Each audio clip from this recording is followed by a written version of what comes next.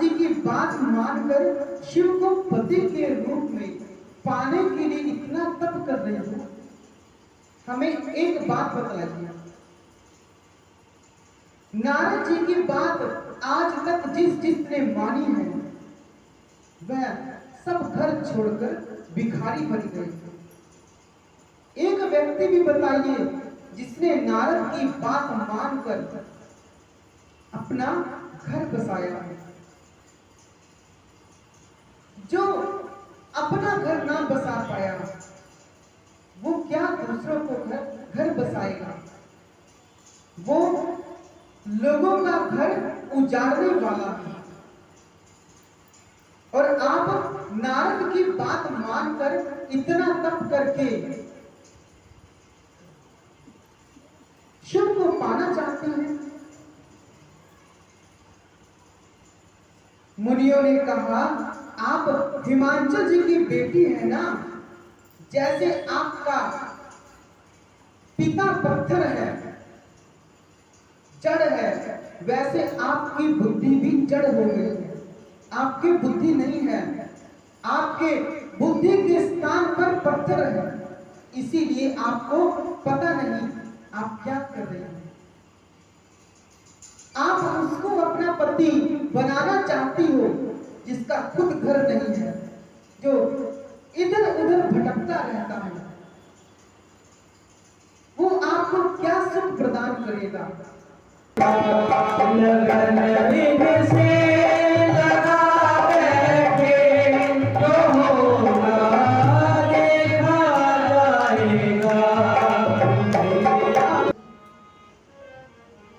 मां की निष्ठा का दर्शन करिए। मुनियों ने जय जयकार की, जय हो देवी आपकी जय हो। इतनी निष्ठा अपने गुरुदेव में, क्योंकि आपके गुरुदेव ने बताया है ऐसा पति है, उसके बाद भी आप भगवान शिव से विवाह करना चाहती हैं। क्योंकि यदि मनुष्य अपनी गुरु की बात मानकर उसे पूरा करता है तो उसका कभी अंत नहीं होता। मां पार्वती अपने गुरु के पूरी निष्ठा है, इसीलिए वह विवाह के लिए हाँ करती है। जाकर सब ऋषियों ने सब बात बतलाई। बाबा आनंद में आ गए और आनंद में आते ही बाबा समाधि में चले गए। पिछली बार गए थे तो 87,000 वर्ष के लिए गए थे, अब कब लौटेंगे किसी को कुछ नहीं पता। सब बाबा समाधि में है। इसी बीच एक दैत्य पैदा हुआ, उसका नाम है ताड़कासुर। घोर तप करता है, सबसे पहला काम उसका यही है।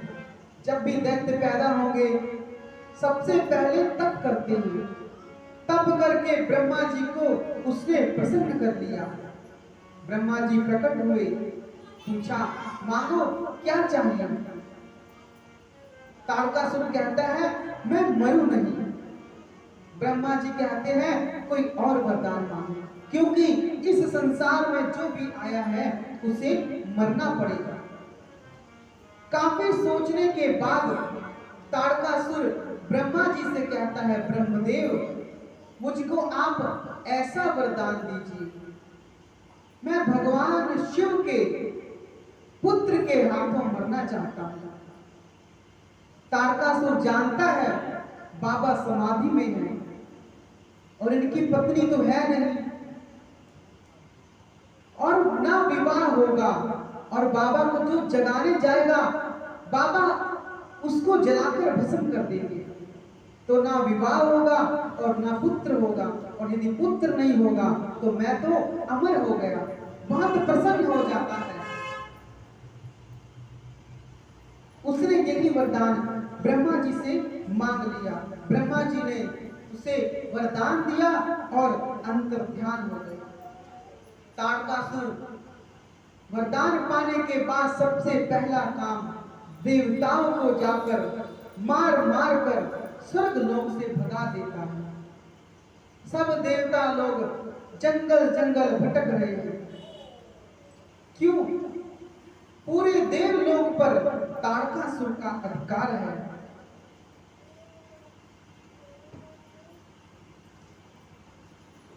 इंद्र सभी देवता को साथ लेकर ब्रह्मा जी के पास जाते हैं। कैसे? बोले,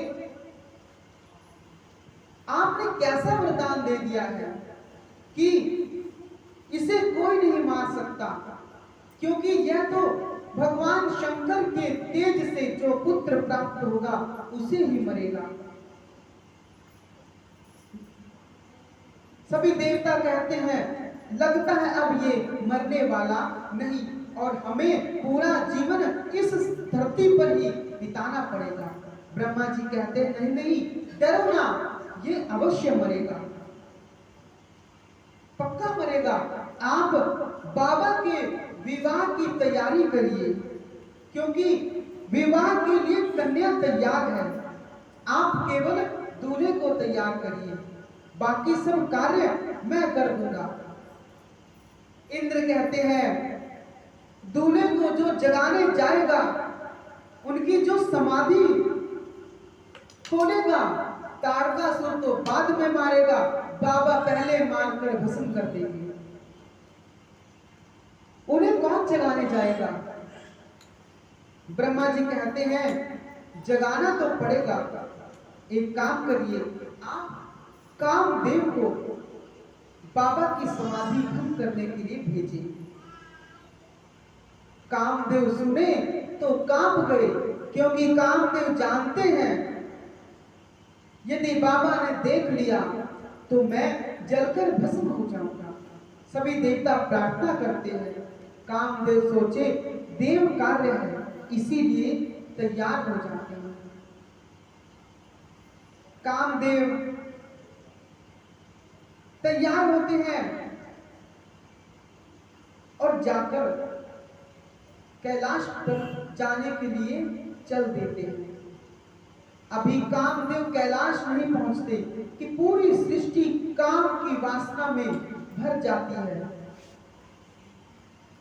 कामदेव के प्रभाव पूरे संसार पर पड़ जाता है।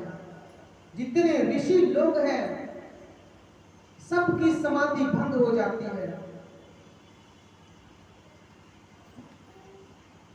कामदेव जाकर कैलाश पहुंचते हैं और जाकर भगवान शंकर पर 5 बाणों का 5 पुष्पों का बाण अनुसंधान करते हैं और एक आम के वृक्ष के ऊपर चढ़ जाते हैं और पत्तों में छिपकर बाबा के हृदय में उन 5 पुष्पों के बाण को छोड़ देते हैं। जैसे बाण जाकर बाबा के हृदय में लगता है, बाबा की समाधि खुल जाती है। बाबा लगे देखने ये किसने किया। तब तक आम के पत्तों के पीछे से कामदेव दिखाई पड़ते हैं। बाबा का तीसरा नेत्र खुल जाता है और देखते ही देखते कामदेव जलकर भस्म हो जाते हैं। हाहाकार मच जाती है पूरे संसार में। सभी देवता लोग कांप जाते हैं। कामदेव जलकर भस्म हो गए और जितने धरती पर मुनि लोग हैं सब प्रसन्न हो जाते हैं। क्यों? अब काम ही नहीं रहा तो हमें काम की अब डर भी नहीं है। अब हम भगवान के भजन में लगे रहेंगे।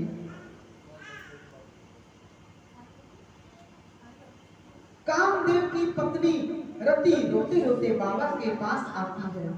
बाबा को दया आई, कहते हैं, रति आज से तुम्हारे पति का नाम अनंत होगा और यह बिना शरीर के सभी मनुष्यों में विचरण करेगा।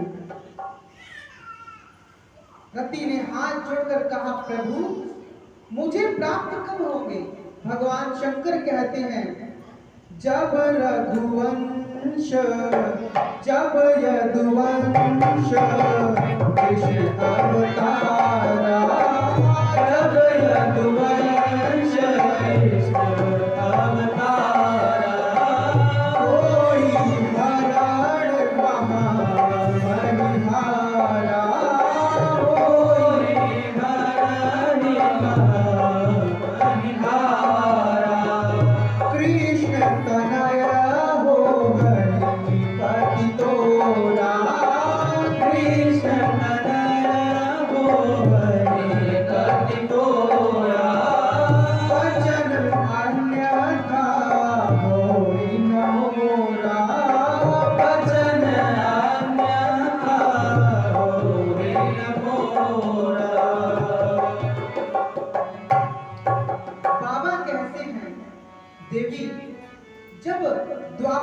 कृष्ण जी का अवतार होगा। धरती का भार हरण करने के लिए अवतार लेंगे तो यह कृष्ण जी के पुत्र प्रद्युम्न के रूप में आपको प्राप्त होंगे। आपको मेरा यह वरदान है, तब तक आपको ऐसे ही रहना होगा। रति प्रणाम करके चली गई। इधर सारे देवता लोग सुने काम भस्म हो गए। सारे ब्रह्मा जी और विष्णु जी के पास जाते हैं, थर थर कांप रहे हैं। सभी एकत्रित होकर बाबा के पास आते हैं और स्तुति करते हैं कि जय जयकार करने लगे। बाबा की स्तुति करने के बाद जय जयकार करते हैं। बाबा प्रसन्न हुए। प्रसन्न होने के बाद देवताओं से पूछे, क्यों आए हो आप लोग? ब्रह्मा जी ने कहा, प्रभु आप तो अंतर्यामी हैं, आप सब जानते हैं हम यहाँ पर क्यों आए हैं। ये सब देवता लोग आपका विवाह का दर्शन करना चाहते हैं, ये विवाह देखना चाहते हैं, इसलिए ये आए हैं। और आपने तो राम जी को वचन भी दिया है कि आप पार्वती जी से विवाह कराएंगे। बाबा जानते हैं इन देवताओं का मेरे विवाह से कोई लेना देना नहीं। यह तो उस ताड़कासुर से अपनी जान बचाने के लिए मेरा विवाह करना चाहते हैं। लेकिन बाबा प्रसन्न होते हैं। बाबा सब जानते हैं, फिर भी प्रसन्न है। देवता कहते हैं, बाबा आपके विवाह के बाद जो पुत्र प्राप्त होगा उसी से ताड़कासुर का वध होगा।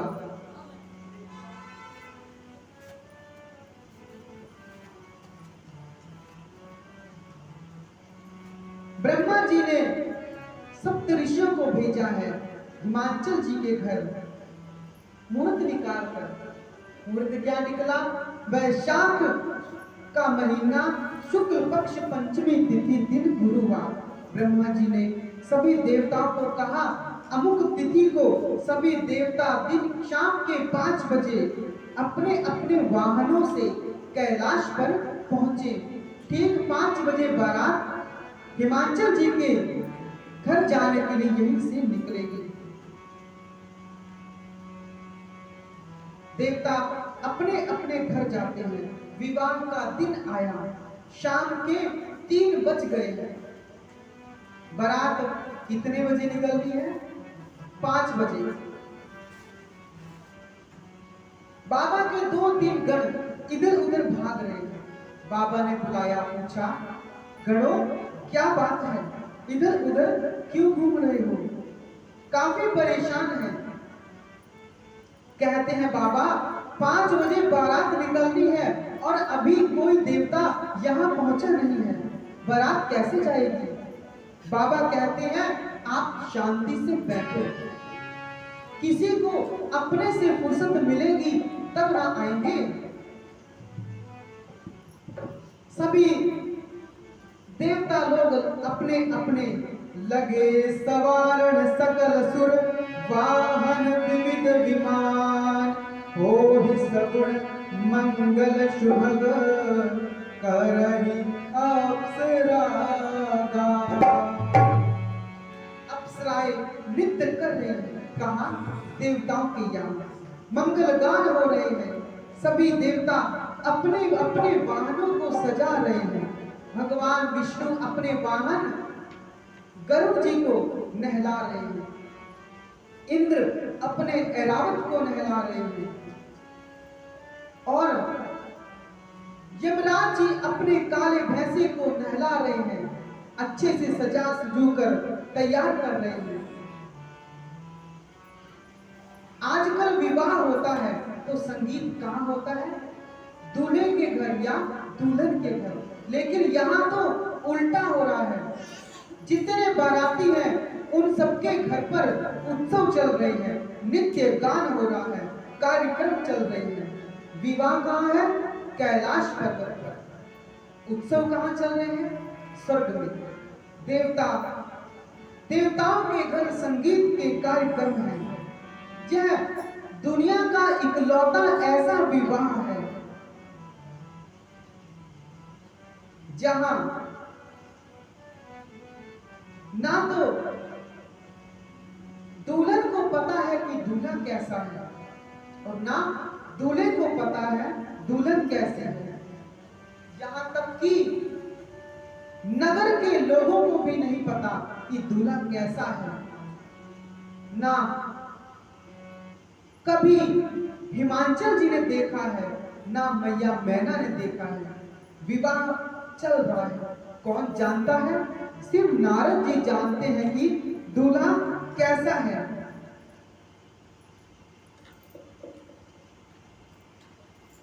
मंगल गान चल रहे हैं। सभी देवता अपने अपने वाहनों को अब सजाते हैं। सजाकर सभी अपने अपने को सजाकर सुंदर सुंदर वस्त्र आभूषण पहनकर आते हैं। उधर गण परेशान है कि बाबा का विवाह है, बाबा को सजाएगा कौन? शंकर जी गणों को बुलाकर कहते हैं, आप परेशान ना होइए। किसी भी देवता के बस की बात नहीं कि वह शंकर को सजा सके। क्यों? शंकर का श्रृंगार वही कर सकता है जो हमारे मन को समझता है। तो बाबा के मन को कौन समझता है? तो बाबा के मन को बाबा के गण समझते हैं। इसीलिए आप जितना अच्छा हमको सजा देंगे उतना कोई नहीं सजा सकता। जैसे बाबा ने कहा कि आप लोग आइए और हमारा श्रृंगार कीजिए।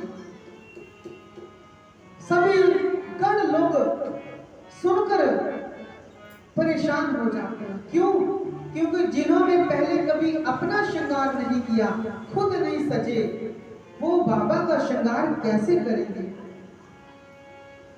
बाबा कहते हैं आओ और मेरा श्रृंगार करो। बाबा एक शिला पर बैठ जाते हैं। बाबा के गण बाबा का श्रृंगार करने लगते हैं।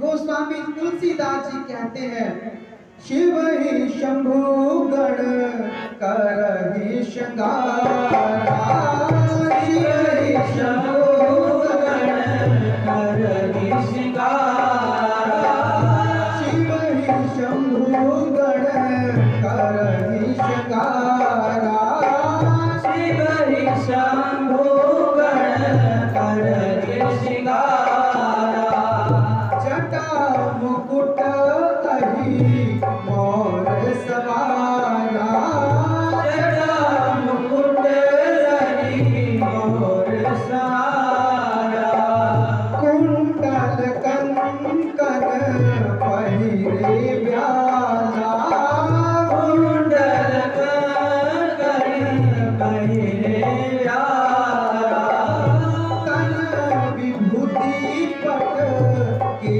हरि छाला, तन विभूति चलते रजछाला, शशि ललाट सुंदर सिर गंगा, शशि ललाट सुंदर सिर गंगा, नयन तीन उपबीत भुजंगा, नयन तीन भुजंगा, करल कंठ उड़ नर सिर माला, करल कंठ उड़ नर सिर माला, अशिव वेश शिव धाम कृपाला, अशिव वेश शिव धाम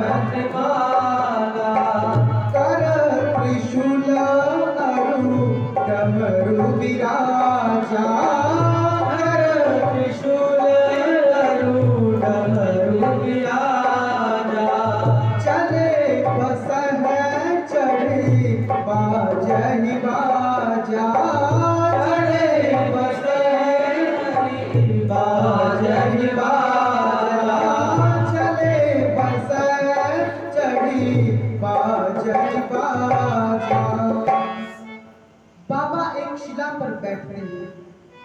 के गण बाबा का श्रृंगार करने लगते हैं। सबसे पहले गण बाबा की जटाओं को समेटना प्रारंभ करते हैं।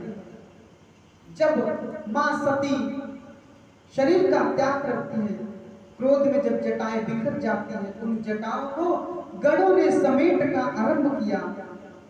ऐसा समेटा जटाओं की जटाओं ने एक मुकुट का रूप धारण कर लिया। जैसे जटाओं का मुकुट बना, एक गण बोला, बस बस टोपी का काम तो हो गया। अब गोस्वामी जी कहते हैं गणों ने सांपों का मोर बनाया है, जो दूल्हे के चेहरे के आगे लटकती हैं लड़ियां। बाबा का मोर कैसा है? गणों ने 25-30 पतले पतले सांपों को पकड़ा और उनकी सबको इकट्ठा किया और बाबा के जटाओं में फंसा दिया। जितने सांप हैं सबकी पूंछ बाबा के मुख के आगे लटक रही है, मानो मुख बाबा के सेहरे का काम पूरा हो गया। बाबा ने मोहर पहना, अब सिर के ऊपर और बाबा सबकी मोहर लटक रहा है बाबा के मुख के आगे। अब सर्पों के बाबा के कान में कुंडल पहनाए गए हैं, हाथ में कंगन किसके हैं? सांप के, बाजूबंद भी सांप के। यहाँ गोस्वामी जी कहते हैं यह नहीं कि जो मन में आया उसी सांप को पकड़कर बाबा के आभूषण बना दिए जाए। जैसा आप सर्प दाहिने हाथ में है वैसा ही सर्प बाएं हाथ में, जैसा कुंडल दाहिने कान में है वैसा ही बाएं कान में भी है। बाबा वासुकी सर्प को पकड़कर यज्ञोपवीत बनाया गया, जिसे जनेऊ कहते हैं। दूसरा बोला, ये क्या कर रहे हो? तो पहला गण बोलता है, बाबा के वक्षस्थल पर जनेऊ बना रहा हूं। यह वासुकी नाग है, इसका सर्प है जो इसका जनेऊ बनाया गया, सर्पों का आभूषण बना। एक गण ने कहा सब तो ठीक है, बाबा को अभी तक पाउडर नहीं लगा। एक गण दौड़कर जाता है कैलाश से शमशान घाट, वहां पर एक ताजी ताजी चिता जलकर समाप्त होती है, उसी की राख को उठाकर लाकर बाबा के पूरे शरीर पर लगा दी जाती है। एक तो बाबा पहले ही गोरे, ऊपर से और विभूति लगती है, बाबा का इतना सुंदर स्वरूप निकल कर आता है। एक गण बोलता है सब तो ठीक है, बाबा के गले में माला नहीं है। गण भागकर फिर जाता है शमशान, 25-30 खोपड़ियों को उठाकर लाता है और बड़े से सांपों में सबको पिरोकर बाबा के गले में पहना दिया जाता है। गण ने कहा यह क्या? पुष्पों की माला होनी चाहिए, बाबा का विवाह है। गण ने कहा इतनी दूर बारात जानी है, जाते जाते तो सभी पुष्प मुरझा जाएंगे, लेकिन मैं इसकी गारंटी लेता हूँ यह माला कभी मुरझाने वाली नहीं है। जैसी ये आज है सदियों तक ऐसी रहेगी। बाबा का सुंदर गोरा शरीर, सर्पों के आभूषण, तन पर विभूति लगी है, गले में मुंडों की माला है, गले में हलाहल विष के कारण कंठ नीला है, सिर पर देव नदी मां गंगा है और साथ में चंद्रमा है। त्रिपुंड लगा बाबा के एक हाथ में डमरू है, एक हाथ में त्रिशूल धारण करके बाबा खड़े होते हैं। बाबा अपने स्वरूप को देखकर आनंद में आ जाते हैं। बाबा सोचते हैं अरे मेरे बच्चों ने कितना सुंदर श्रृंगार मेरा किया है। बाबा प्रसन्न हो जाते हैं और प्रसन्नता में डमरू की नाद करते हैं। इतने में बाबा की सवारी नंदी भी वहीं पर आ जाते हैं। बाबा बैल पर बैठते हैं। क्यों? आजकल के तो दूल्हे घोड़े पर या बग्घी पर बैठकर जाते हैं, लेकिन बाबा बैल पर जा रहे हैं। क्यों? क्योंकि बैल धर्म का अवतार है और बाबा अपनी धर्म पत्नी को लेने के लिए धर्म पर बैठकर जा रहे हैं। हमारे भारत में विवाह एक शुभ कार्य है, एक परमार्थ गति को प्रदान करने के लिए विवाह किया जाता है। बाबा नंदी पर बैठे हैं। बाबा के गण नंदी और सभी गण बाबा के स्वरूप को देखकर अति प्रसन्न हो रहे हैं। फिर अब प्रतीक्षा होती है किसकी? बारातियों की, कि बारात आए तो चला जाए। इतने सभी बाराती लोग आ जाते हैं, सुंदर सुंदर सज धज कर आते हैं। सभी देवता सुंदर सुंदर वस्त्र आभूषण पहनकर आते हैं।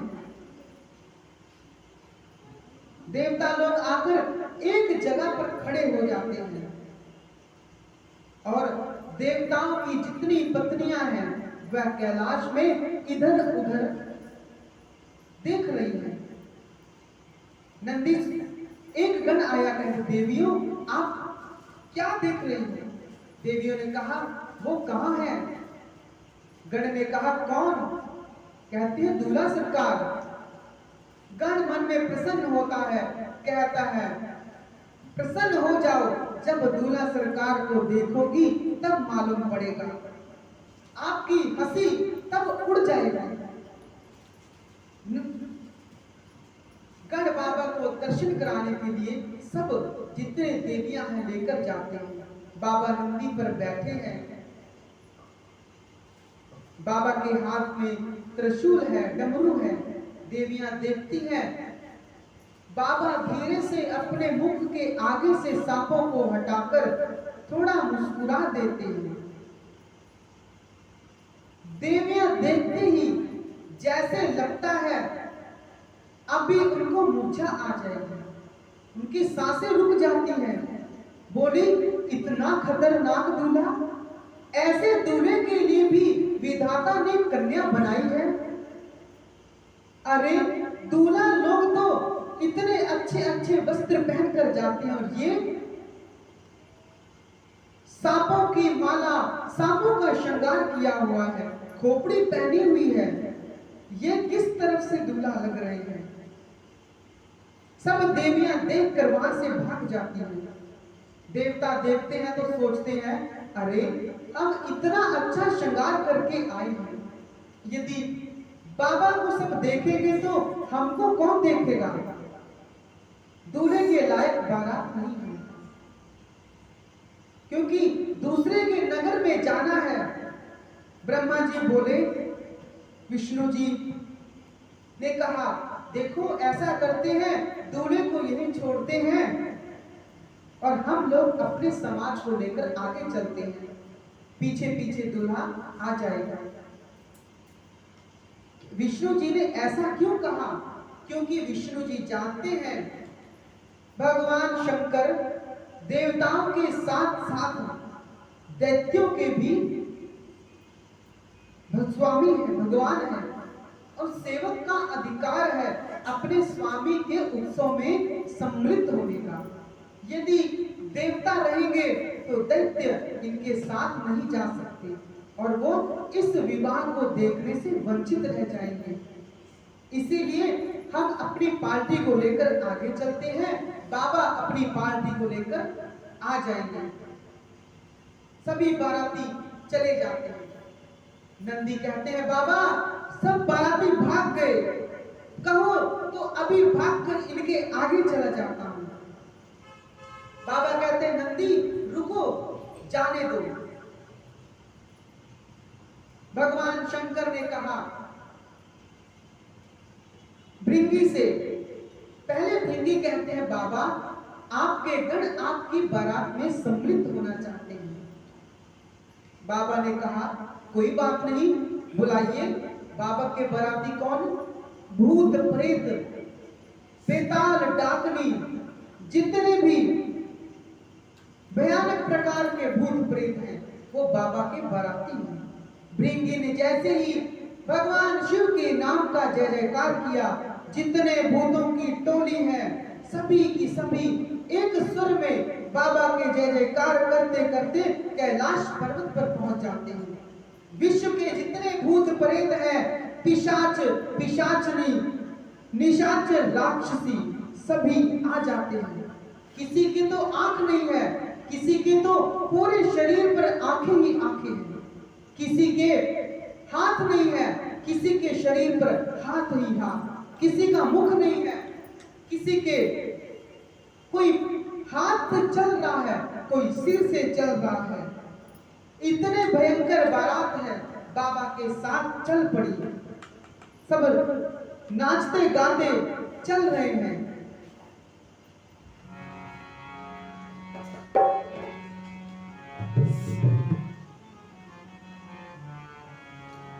बोली शंकर भगवान की जय।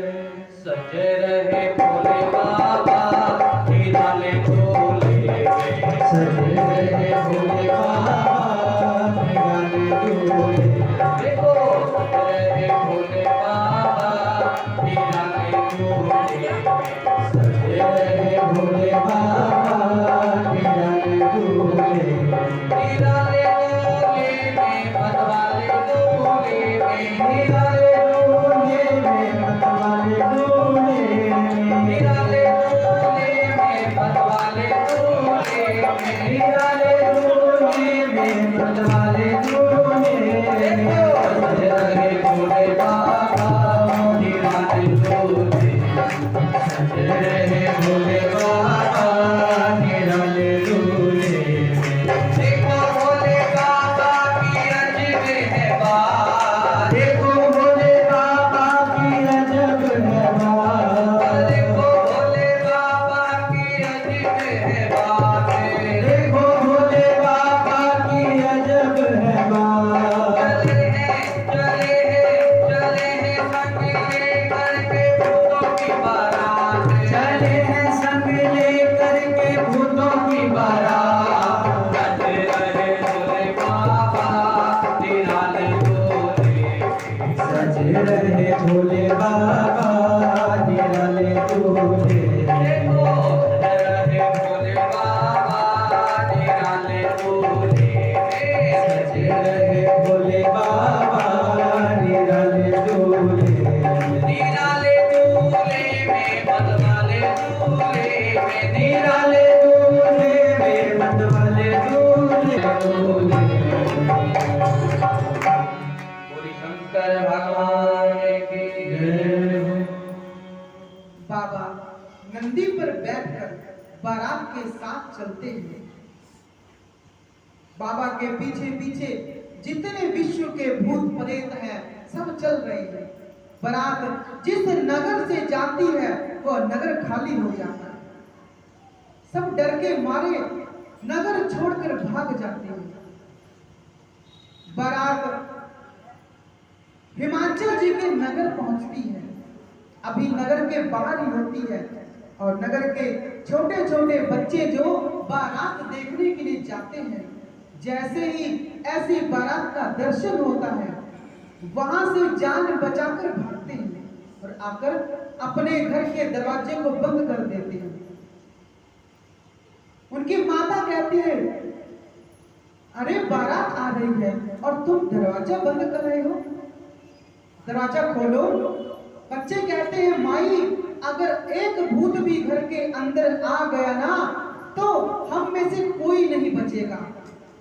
माँ ने कहा तुम तो बारात देखने गए थे, दूल्हा कैसा है?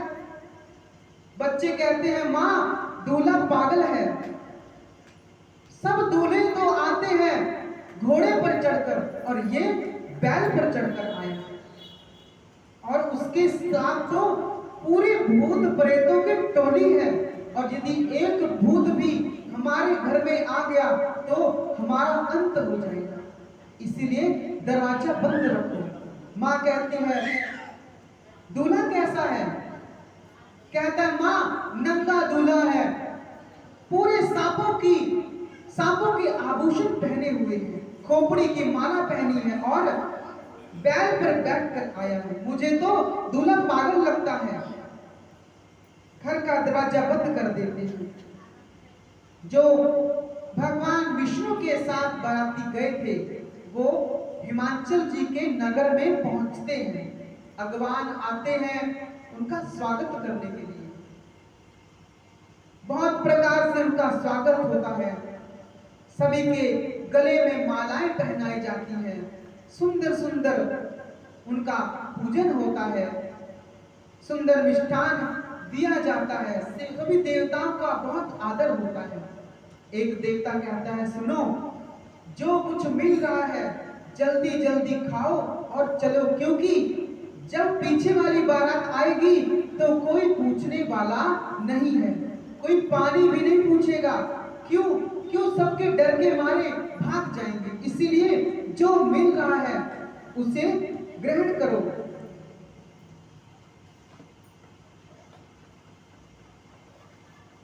ब्रह्मा जी और सभी देवता उनके इस सत्कार से बहुत प्रसन्न होते हैं।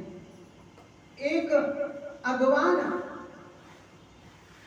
सभी बरातियों की सेवा में लगा रहता है और देखता है आकाश से एक भूत उड़ता हुआ उसे दिखाई पड़ता है। वह देखकर कांप जाता है, कहता अरे ये भूत कहां से आ रहा है? भगवान विष्णु कहते हैं लगता है पीछे के जमात आ गए। जितने अगवान थे सब वहीं पर बारात को छोड़कर भाग जाते हैं और जितने बड़े बुजुर्ग थे अपने प्राणों को अपने हाथों में लेकर खड़े रहते हैं, भगवान से प्रार्थना करते हैं भगवान आज बचा लेना, आज के बाद हम कभी बराती के अगवान नहीं बनेंगे, हम कभी बारात का स्वागत करने नहीं जाएंगे। क्यों? क्योंकि ऐसी बारात भगवान आज हमारे प्राणों की रक्षा करना। इधर बाबा की बारात आती है, बाबा को देखकर सब कांप जाते हैं। बाबा द्वार पर पहुंचते हैं द्वार पूजन के लिए। मां मैना सोने की थाल लेकर दूल्हा सरकार का पूजन करने के लिए आती है।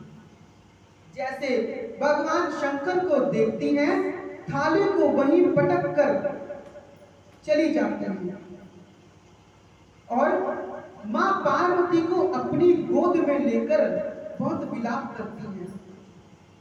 कहती हैं इस दूल्हे से तो मैं विवाह नहीं कराऊंगी, चाहे मुझे पार्वती को लेकर पर्वत से छलांग ही क्यों ना लगानी पड़े। मैना मैया ने बहुत कुछ सुनाया है नारद जी को। नारद जी ने मेरा बसा बसाया घर उजाड़ दिया, मां बहुत दुखी है। तब मां पार्वती कहती है मैया नारद जी मेरे गुरु हैं। मां कहती है मैया क्या आप विधाता के लिखे को टाल सकती हैं? नहीं ना, कोई किसी का विवाह नहीं करा सकता। विधाता जिसका विवाह बनाकर भेजते हैं उसी से होता है, हम तो एक निमित्त मात्र हैं। विवाह तो जिसके साथ होना है हो ही जाना है। मेरे भाग्य में यदि यही लिखा है तो मैं धरती के किसी कोने पर भी चली जाऊं तो मुझे यही मिलेगा, यही प्राप्त होगा। पार्वती मैया ने मां मैना को बहुत समझाया। इधर नारद जी